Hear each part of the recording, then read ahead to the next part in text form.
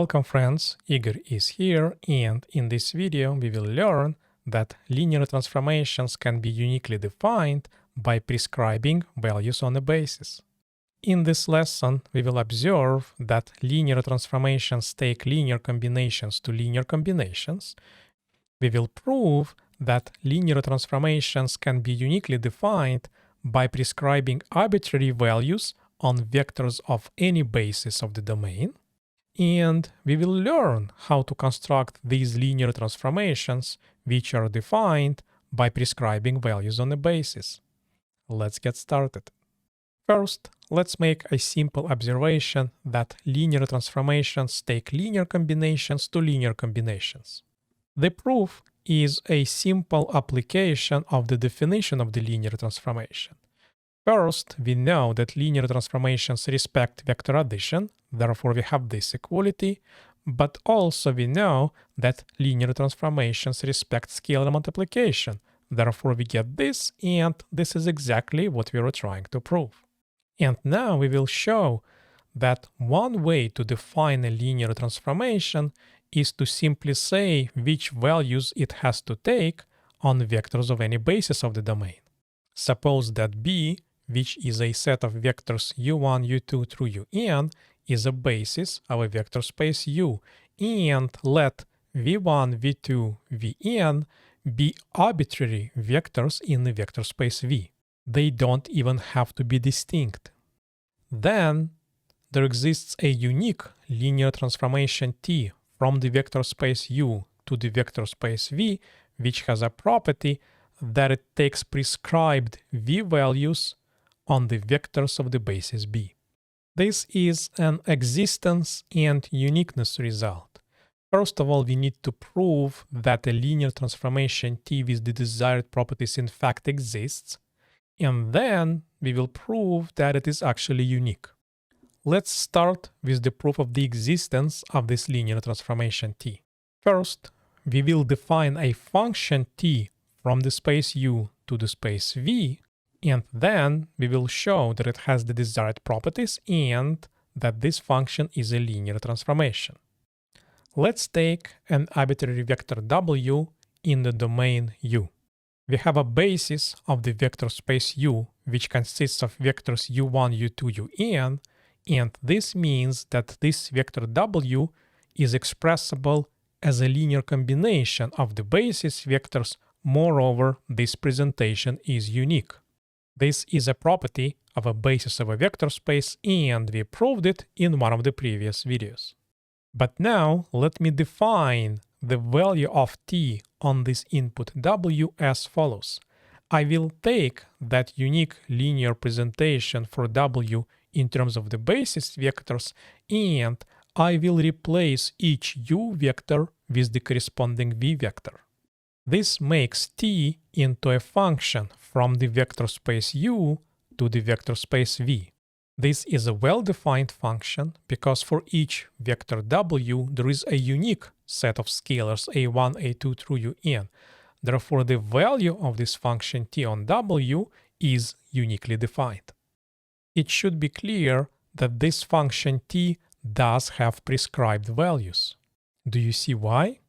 Let me explain why T of u1 is equal to v1. The other equalities are similar in nature. How can we represent the vector u1 as a linear combination of the basis vectors? One way to do so is to use scalars 1, 0, 0, 0. We know that this presentation is unique because it's a basis.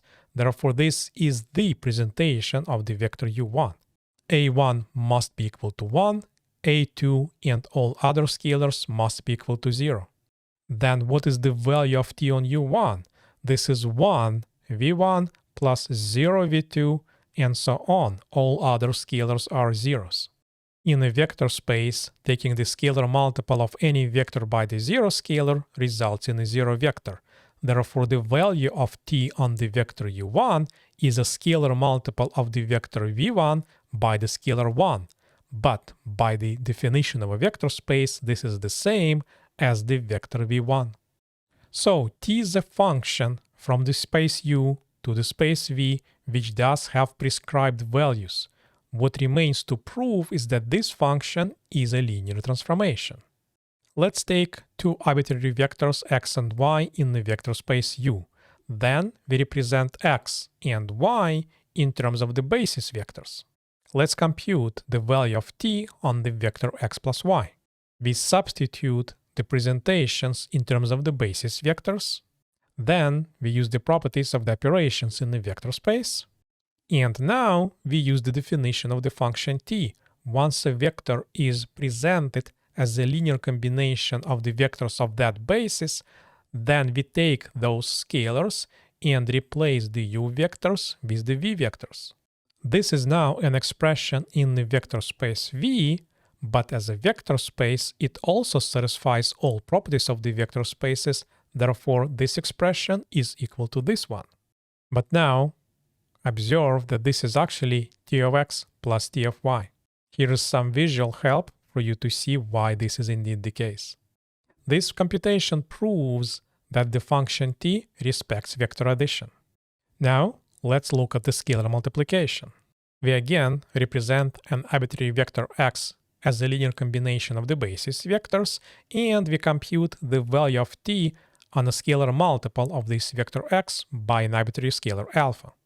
Using properties of vector spaces, we can rewrite the scalar multiple of the linear combination as a linear combination of scalar multiples.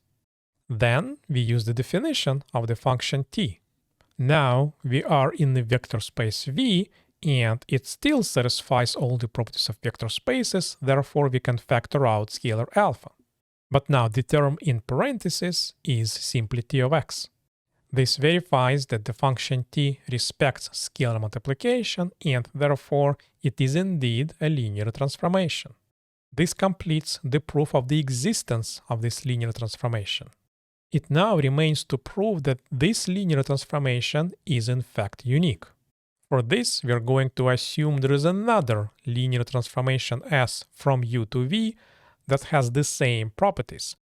Let's take an arbitrary vector x of the domain U, and as always represent this vector in terms of the basis of the vector space U. Then the value of t on the vector x is the value of t on this linear combination, and we just proved that linear transformations take linear combinations to linear combinations. T must take each vector of the basis b to the corresponding v vector, but now so does the linear transformation S. Therefore, v1 is the same as S of u1, v2 is the same as S of u2, and so on. Moreover, S is also a linear transformation. Therefore, it also takes linear combinations to linear combinations, and this expression is equal to this one. But this is nothing but S of x. We have proved that t of x is equal to S of x for all vectors x in the domain U. But this is precisely what it means for two functions to be equal to each other. Therefore, the conclusion is that t is the only linear transformation with the prescribed properties. Let's apply this procedure to construct a linear transformation. Suppose we're looking for a linear transformation from C3 to C2 that has these prescribed values. Notice that for a basis of C3, we took standard unit vectors. And the prescribed values in the codomain C2 could really be arbitrary vectors. Now, here is the power of the result we just proved. By knowing only these three values, we already know all values of this linear transformation T. So let's figure out how we can compute the missing values of this linear transformation T. For example, let's take this vector W.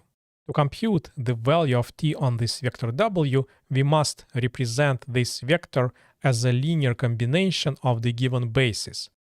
From the proof of the theorem, the linear transformation T must have this value on W. We replace each standard unit vector by the corresponding prescribed value from the codomain. And of course, we can easily compute the result of this operation. Now, let's do this in general. We have a generic vector x from the domain with some arbitrary components x1, x2, x3. First, we represent this vector as a linear combination of the standard unit vectors. Once again, it is easy to do. Then, we know the value of t on this input x. All that remains to do is to compute the result of this linear combination. So you see, by knowing only 3 values of the linear transformation t, the values on the basis of the domain, which consists of standard unit vectors, we were able to recover the entire linear transformation, and we are now able to compute all values of this linear transformation. Now, as an added bonus for those who survived till the end of the video, do you realize that this formula for the linear transformation t is actually a formula for the matrix vector product? Look at the columns of this matrix. You see a pattern? If you found this video useful, please give it a like to help others discover this content, and subscribe to this channel to see more of these videos. In the next video in this series, we will learn that linear transformations between two fixed vector spaces form the structure of a vector space themselves. I will see you later.